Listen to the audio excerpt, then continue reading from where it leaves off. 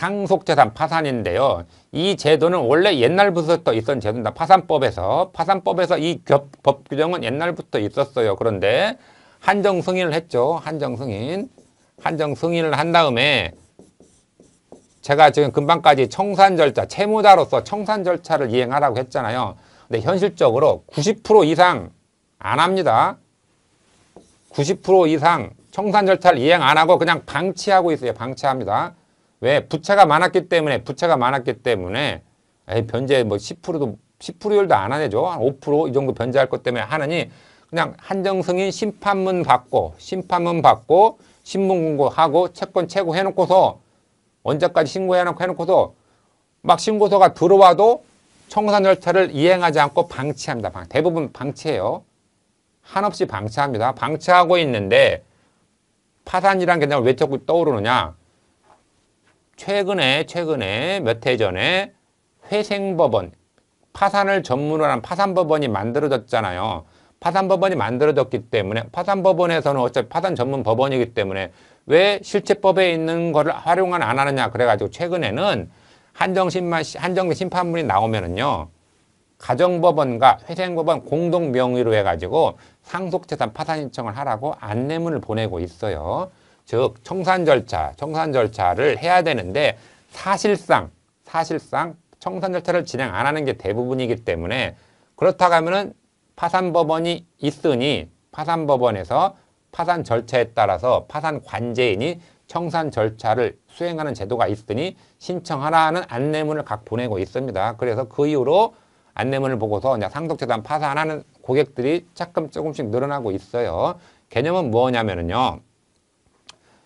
원래 특별법 우선의 원칙이잖아요. 민법이 아니라 특별법 우선의 원칙이잖아요. 특별법 상속재산 파산법에 채무자 회생 및 파산에 관한 법률을 파산법이라고 부르잖아요. 채무자 회생 파산에 관한 법률에 이 상속재산 파산하라고 법 규정이 있습니다. 있으니까 특별법 우선의 원칙에 따라서 한정 승인할 사안이 아니라 돌아가신 분의 적극재산과 소극재산을 비교를 했다.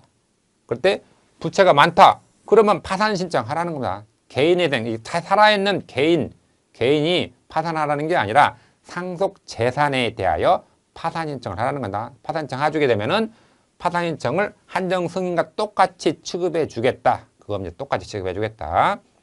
자, 반가로 2번을 보시게 되면은요. 당연상속, 피상속인의 재산 부채가 전부 법률상 당연히 상속인에게 포괄승계되는 당연상속주의 경우 채무 기타 재산적 의무도 상속되므로 상속인은 피상속인의 채무에 대해서도 책임을 진다.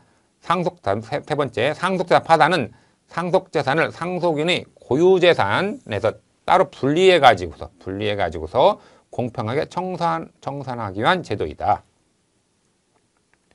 그런데 법조문이 이렇게 되어 있어요. 상속재산에 대하여 상속인은 할 수 있는 사람은 많이 있지만 나서는 사람은 요구가 되겠죠. 상속재산에 대하여 상속인은 파산 신청을 할 수가 있다. 개인이 아니라 파산 재산에 대해 파산 신청할 수가 있는 겁니다. 또 상속재산 관리인 등등등등은 상속인은 채무를 완제할 수 없는 걸 발견했다. 대부분의 실무상 한정승인하는 사람들은 대부분 채무를 완제할 수 없기 때문에 사실상 한정승인을 하거든요. 그래서 이런 걸 발견했을 때는 기간 제한은 뚜렷하지 않지만 법조문은 지체 없이 언제까지 우리 한정승인은 상속 개시가 있으면 안 날로부터 3개월 딱 정해져 있잖아요. 그런데 파산 신청 언제까지야? 지체 없이 파산 신청을 하라고 파산법에 정해져 있어요. 파산법에. 근데 이것이 거의 사문화됐었는데 몇 년 전부터 계속 안내문을 보내서 활성화시키고 있는 법이다. 그래도 아직까지도 안 하려고 한다. 이것도 왜 안 하느냐? 비용 때문에 그래. 비용 때문에. 상속재산 파산 신청도 비용이 좀 많이 들기 때문에 일반인 좀 상속 입장에서는 부채가 많아서 내 고유재산 안 쓰려고 하는데 돈 얼마 더 내라고 하니까 100여만 원 더 내라고 하니까 누가 하려고 하겠습니까? 그래서 안 하는 거예요. 법상으로는 하도록 되어 있다. 그리고 언제까지 할 수 있느냐? 상속재산에 대해 분리는 그 3개월입니다. 이 분리적으로 3개월. 그래서 3개월에 하나요? 할 수 있다. 잠깐 사례를 보게 되면요. 아들, 갑이 붙인 을이 사망하여 재산조회를 냈더니 큰 빚을 남긴 채 사망한 것으로 확인이 되었다. 장례식이 끝난 후 제1순위 상속인들이 거액의 빚을 해결할 방법은 직계 비속과 배우자가 상속입니다. 직계 비속가가 배우자가 공동 상속을 받는 겁니다. 제일 좋은 것은 1번 상속 포기예요. 상속 포기. 상속 포기가 되면은 채무자가 아니게 되면 채무자가 아니죠. 대신에 상속 포기하게 되면은 후순위로 넘어갑니다. 직계 존속. 이 사람의 직계 존속. 존속도 포기를 해야 되겠죠. 형제자매도 포기. 사촌 이내에 반개월조까지 계속 포기를 해야 되는 문제가 있기 때문에 상속 포기를 안 하고 대부분 상속 포기와 한정 승인을 섞어서 하죠. 한정 승인.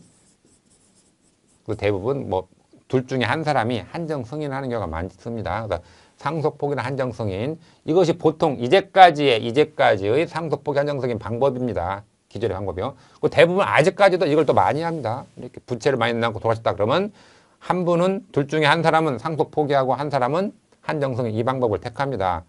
그런데 어차피 이렇게 부채가 많은 걸 알고 있으니까 두 번째로서 파산 신청 상속 재산에 대한 이 돌아가신 분의 상속 재산에 대하여 파산 신청을 하라 그 얘기입니다. 파산 할 수가 있다. 방법은 이렇게 두 가지가 있죠.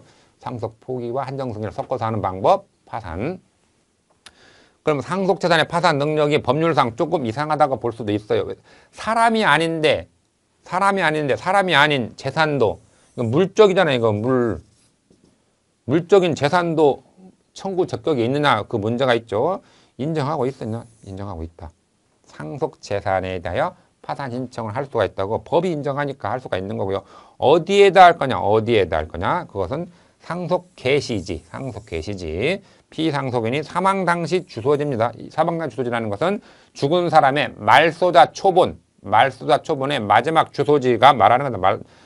사람이 죽으면 주민등록이 말소가 되거든요. 말소자 초본에 나와 있는 주소지를 관할하는 회생법원에다가 파산 신청을 하는 겁니다. 파산 신청하는데 당연히 비용이 들기 때문에 안 하는 겁니다. 대부분. 아직까지도 활성화되지 않았어요. 대부분 이거 상속포기 한정 승인을 많이 하는 비용이 절감되니까 비용이 적게 드니까 아직까지도 상속포기 한정 승인을 더 많이 하는 경향입니다. 그 다음에 요건 상속재산에 대하여 상속채권자 등등 상속인은 상속 승인 전에도 파산 신청이 가능하다. 그러니까 웬만하면 어차피 빚잔치라고 하죠. 빚잔치 할 사항이면은 파산 신청 청산 절차까지 염두에 뒀으면은 파산 신청으로 들어와라 얘기죠. 그럼 법원에서 파산 관제인이 선임이 되거든요. 파산 관제인이 선임이 돼가지고서 관제인이 절차를 통해서 다 빚 청산해 주겠다 그겁니다. 취지는 좋아요. 취지는 좋은데 활성화되지 않는 이유는 아까 말씀드린 대로 상속인들이 너무 괴롭다. 왜 괴롭냐? 법원에서 부르는 일이 많아서 그렇습니다. 부르는 일이 많다. 부르는다는 것은 보정명령을 많이 내리기 때문에 활성화가 좀 안 되고 있다고 저는 봅니다. 그 다음에 언제 할 거냐? 아까 이미 설명드렸듯이 지체 없이, 기간은 지체 없이 하라. 완제 못한다는 거 알았다. 알았으면 지체 없이 뭐 해라? 파산 신청하라. 상속 재산에 대해 파산 신청하라.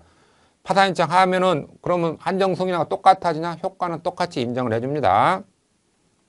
그리고 이 상속인 등이 할 수 있는 사람도 여러 가지 있지만 대부분 나서는 사람은 상속인일 겁니다. 상속인 등이 할 때는 파산 원인 사실을 소명해야 되는 겁니다.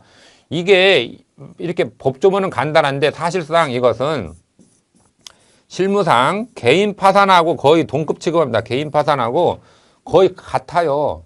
여러분들 지인들 여러분들 중에 개인 회사나 개인 파산 하잖아요. 개인 파산하고 똑같이 절차를 수행하니까 누가 괴롭냐? 이거 소명하려고 했더니 상속인들에게 소명하려고 하는 겁니다. 괴롭다고 했다는 게 이거예요. 상속인들이 상속재산 파산했더니 뭘 자꾸 돌아가신 분의 뭘 떼내라고 내라고 하는 겁니다. 돌아가신 분의 개인 사생활을 몰라요. 아들, 딸들이. 모르는데 돌아가신 분의 뭘 서류를 자꾸 떼서 내라는 거예요. 떼서 내라는 거. 돌아가신 분의 신용카드 내용을 떼라 하니까 어렵잖아요. 그래서 부담 때문에 안 하는 겁니다.